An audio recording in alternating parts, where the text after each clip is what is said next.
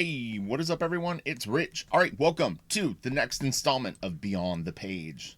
This is a cool one. The title sort of is a spoiler, unfortunately, for the video, but this is Marc Silvestri and the master, Scott Williams, from the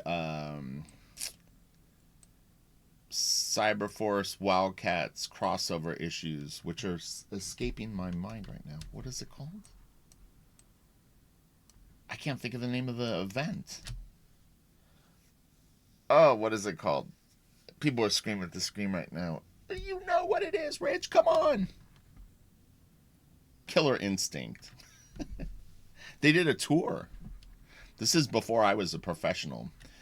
I mean, honestly, like, Marc Silvestri and Scott Williams are a great combination together, but just Marc Silvestri in general, he's such an impressive penciler. He's got this great kind of classic illustration kind of thing that he does with his work, and he fuses it with classic comic book ideas. John Buscema, to name one major influence, probably some Neil Adams, Bernie Wrightson, and then as he incorporated some Jim Lee in his stuff, it got even more delicious. And then down the road, I've mentioned this before, Mark and Jim both ended up being influenced by people that they brought into their studios. Jim being influenced for a period of time by J. Scott Campbell, and Mark with Michael Turner.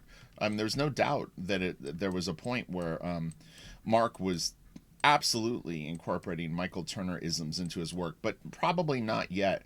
But anyway, I thought we would really take a super deep look at this original art that I own, and it is actually available for sale. Most of these scans I had done to put up on my Comic Art Fans, so if you're possibly interested in purchasing it, you can go over to Comic Art Fans and check it out.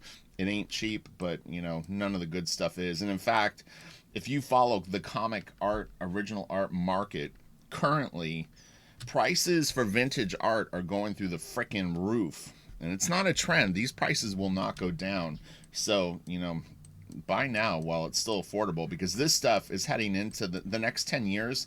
This type of work will get more and more expensive. It's on the cusp right now, but when stuff gets 40 years old, forget about it. It's either going to be completely out of your price range, or it will have never have really accrued value. But anyway, one thing you'll notice on this piece is you can actually see where there were word balloons. There was quite a few on this piece, and when I originally got it, they were hanging on for dear life, and it just looked bad. They were all over the art. You can see, like, it covered up so much good detail. It was on this guy's stomach, it was on her shoulder, and covered up all this. They were up here. I just removed them because they weren't going to stay on anyway, and so I just very, very carefully pulled them off, and they're long gone. They were just paste ups. But anyway, yeah, we'll really take a close look at Scott's inks. It's kind of like, it's sort of part of the fun of it. But like, look at what he does here. I don't even think he outlined this stuff. If you look, I don't. You can tell Croquill puts a darker line. It's a more defined line. If you look through here, you can see the Croquill running through this little area. And this is all Croquill of some sort. I would assume it's a Hunt 102. Scott probably had one or two different nibs that he used. I've never gotten into the minutia of tools to that extent. A Hunt 102 will get the job done, and you're more than welcome to experiment with other ones. But yeah, this looks like just brushstrokes that he ran through here. These little figures are great. I love the sort of, look at the character that he puts just in the smoke. Obviously we're admiring both people's works. It would be really fascinating to see Mark's pencils. Unfortunately, I don't have access to that. Again, it was a little before my time. Wildstorm did have an archive. You can see there was another word balloon right here. A little bit of white splatter here, or that looks like splatter. Very, very subtle.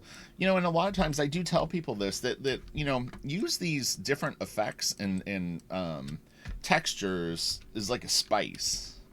You put too much spice, in a dish, and it can kind of overwhelm it sometimes, and then it just looks like more gimmicky techniques. Although, look, there are people that are critics of this style of inking, Scott takes it with pretty good humor, but you know, it's like this was another level of professional inking that really had not been seen 10 years earlier, at least like in this format.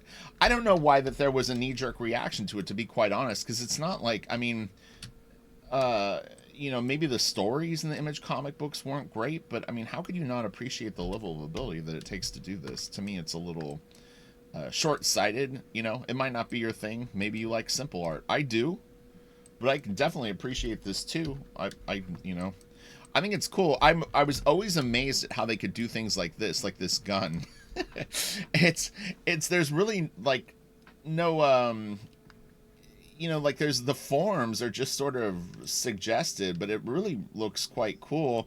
And you know, you get a good colorist going in and kind of, you know, adding, you know, planes, meaning that you know, edges and underneaths and little shadows where pieces of not technology, but you know what I mean, pieces of the gun are shadowed. It can kind of, you know what I mean, but so this is like a mid gray. Am I on the brush tool? Yeah, you know what I mean. Like if this was this color, you know, you may have the underneath would be like this, you know, and you can start you add little bits and pieces of that kind of mentality to the colors, and you know, it really starts to build up form. Hard edges, soft edges, the variety of it will really make stuff look great. This, I remember, you know, when I was first learning to draw, and I would look at Mark's stuff, and you would look at an area like this, and I would just go like, I mean, I can copy what he's doing in terms of like these weird shapes that are suggesting folds and stuff like that, but it's a tricky thing, because Mark is basically just pulled out any sort of midtones, and he's only got shadow areas, and you know, it looks good actually. It actually is a real nice effect, but it's difficult to learn how to draw folds based on that, because if you don't really accurately place these shapes, you know, you may not realize how off they are, and then all of a sudden your folds just look like a bunch of shapes. I always thought this stuff was cool. I remember being really excited when I like kind of learned that, oh, they put a little bit of white, you know, to show like light bouncing. Essentially what's going on here is light's bouncing from above, so it's like light's coming this way, but it bounces up, and because there's a ridge here, it highlights underneath the ridge. So this is a hard form, and then you have the light underneath it. That's how it gets there. It's clearly light is coming from below, and it's hitting the edge of these cuts in her armor, the different sort of panels. These guys look great. They're very cool. I actually like these little dots that he put on the armor right here. Really cool. See, this is what's fun about Beyond the Page. I'm surprised that they don't get more views. I know that people have favorite artists, and so they're going to gravitate towards it for that. But I mean, if you're looking for educational content in terms of drawing stuff like that, you really can't go wrong looking at original art. And this is bigger than heritage scans, because this is off of my own scans. This is 600 PPI in your face awesomeness. I wish original art was cheaper. I would buy more. I can't afford it. I have what I have, but I have it because I got it a long time ago. But I mean, I can't even afford to buy this stuff anymore. It's just too expensive. It's hard to justify the price, but there's people out there that, you know, have different income levels than normal folks, and they can pull the trigger on this stuff. Look, a J. Scott Campbell Gen 13 cover, issue 5. It's like Fairchild in the bikini. That just sold for, I think, $33,000 or $34,000. That's some serious coin for a Gen 13 cover. Granted, Fairchild's in a bikini, but man, that's a lot of money. So, like I said, original art is no freaking joke. Sorry, let's get into these faces now. These little things, all these details that create the faces, I call ciphers. Other people do too, but yeah, it's an interesting thing, because if you only learn to draw based on these little shapes, sometimes if you don't understand structure, you can misplace them and not really fully understand what's going on.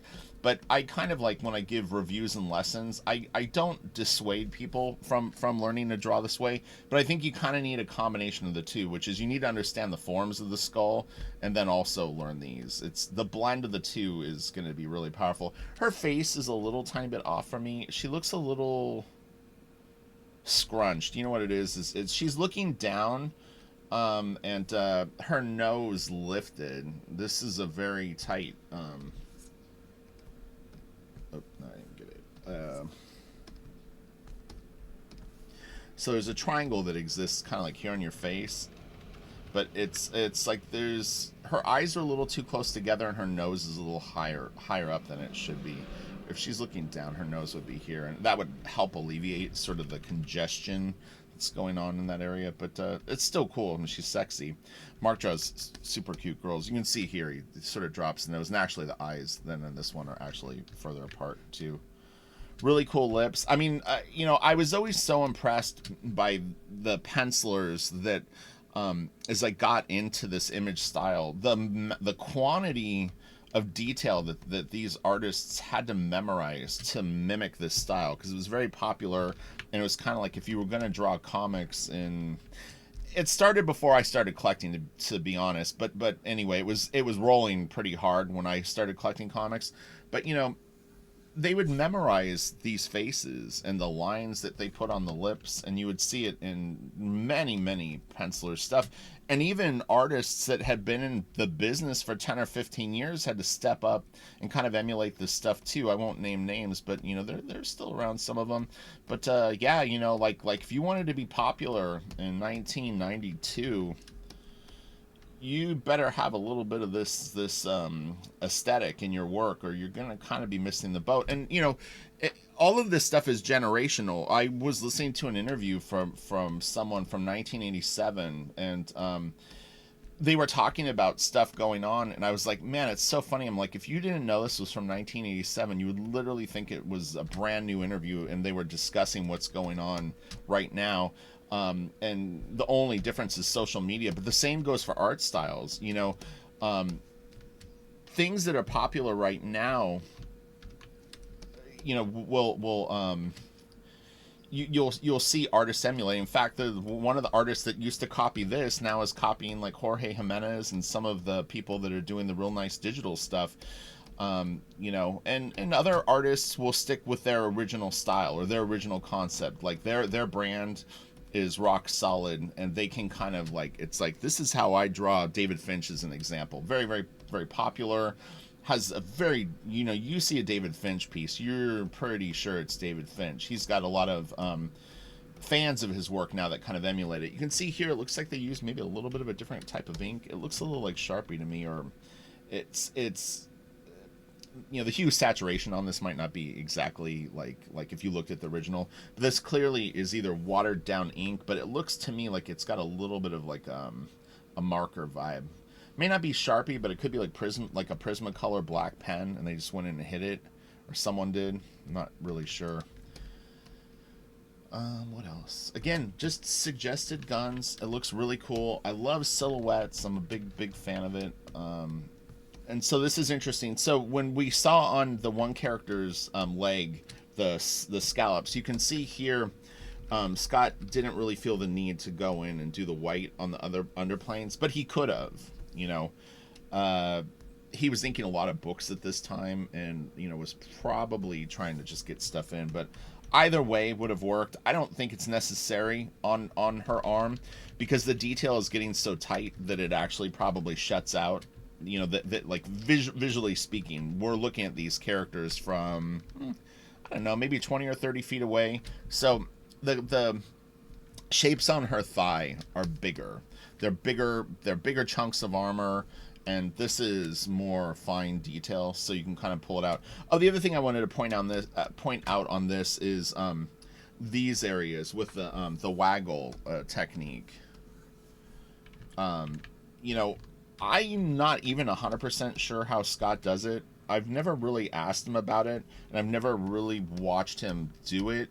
But, I mean, you could definitely do it as one stroke, where you take your Hunt 102 and either push it down this way, or, you know what I mean, like kind of do like this kind of vibe. But the risk that you run is when you pull a crow quill frontwards and backwards, it can stick into the paper and then spit. So you may want to do it with an edge, meaning the side of the crow quill. So let me show you what I mean. Is like if this is a crow quill and you're looking at it from exactly the back, you may want to turn it a little bit to the side when you do it, and kind of go in from the side. and do the thick and then thin, or thick, thin, thick, thin, with the edge and not so lined up. I tend to, most of the time when I'm inking with a crow quill, I do actually have it kind of facing the paper, and if I want thinner lines, I start to rotate it sideways. So really, really nice inks. But yeah, the waggle was a big deal. It was funny, is the only job that I actually used it on quite a bit was when I inked Mel Ruby, because he was kind of doing like a Todd McFarlane, I don't know if it was Capullo at that point, but anyway, but he had more cross hatching. Most of the people that I inked, honestly, weren't super hatchy. I think I broke in just late enough that other styles were kind of bubbling up. But yeah, and then maybe Umberto Ramos. I inked Umberto Ramos a few times. Nothing major, but I did a full issue of something, and then just some odds and ends occasionally. I think I inked a full issue of Crimson. I can't even remember. I don't even know. Honestly, it's been so long. It was long ago. I know I inked the cover of his. It was funny as Danzig bought it. It was back in the early days of eBay, and the item sold, and the buyer, I won't say what his username was at the time, but, or actually he uses it all in Blackline Fever. And anyway, so it was like you kind of did eBay a little bit different back then, but I wrote him. I was like, hey, thanks for winning the auction. I just want to confirm your address or whatever. And when he wrote back, I was like, holy shit, this is Glenn Danzig bought this. So I ended up calling him on the phone and talking to him on the phone. It was actually kind of cool. I've met Glenn a few times since then. He's a very, very nice guy. Really, really cool. A little intimidating when you meet him in person because he's kind of quiet, but and very soft-spoken, ironically. But anyway, all right, so that's a Marc Silvestri, Scott Williams, just really, really beautiful Killer Instinct Cyberforce page, I think this is some legendary shit. We've got Warblade, Ripclaw, Misery, or whatever her name is, and I don't even remember what her name is either. Cyblade? I'm pretty sure that's Misery, but I don't remember what her name is. I haven't read Cyberforce in 25 years. Once was enough. No offense to the team. I don't know. It would be interesting to read it now and see if it's any good.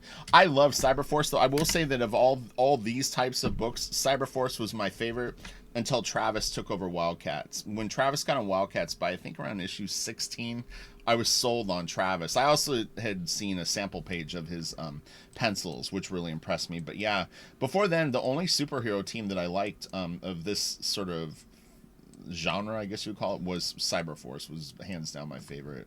So, but it was generally about the art. I just really enjoyed Mark's stuff. So, all right, you guys have a great day. I believe Kelsey and I are going to be back, or yeah, we'll be returning this Sunday.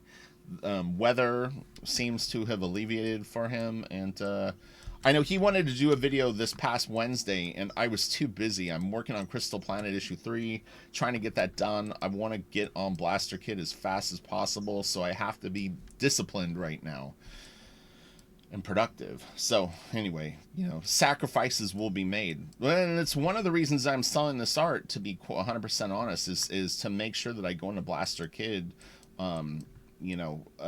with no other concern other than making the book as great as possible, meaning that I don't have to deal with financial concerns. So this is interesting. So there must have been a word balloon here. I'm just noticing this. And they did the tail traditionally, because that's the tail of a word balloon.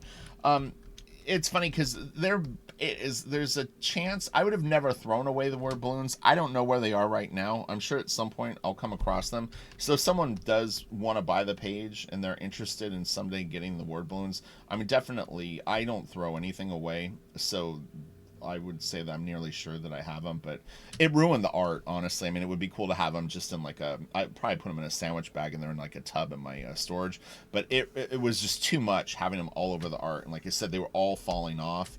And so, Who wants frickin' word balloons everywhere? You know, you can see wherever it was yellow, there was word balloons. So it covered up so much kick-ass art, you know.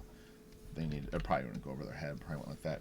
A funny story I'll share really fast is in the very first issue of Cybernary that I did. There's a splash page at the end of issue 1 that's Death Blow, and Cybernary is peeking around a corner. And they put the word balloon right over her head, and I saw it and I went like, what in the world is going on? I can't remember if I caught it before it went to print or if I saw it in the book, but yeah, I mean, it's literally, it's a big splash like this, and Deathblow is standing here with like a gun, and I think there's a wall like right here in her head is like this, and she's peeking around like looking at him. And yeah, they literally put, like, he had like 3 word balloons and the one went right over her face. How that happened when you're pasting it up is freaking beyond me. How does that, like, seriously, how do you take glue, put it over a character's face peeking around a corner, and then slap a word balloon over it and not notice that you did that? This is the shit that you deal with as a comic book artist that will drive you absolutely nuts. Anyone that's worked professionally will be chuckling, because you guys all know that you've had your own versions of that where you go, well, who am I working with? These people, like, do they can they think? What is going on? But most of them are great. So, all right, I'll talk to you guys later. Have a nice day, and I love you all. Bye.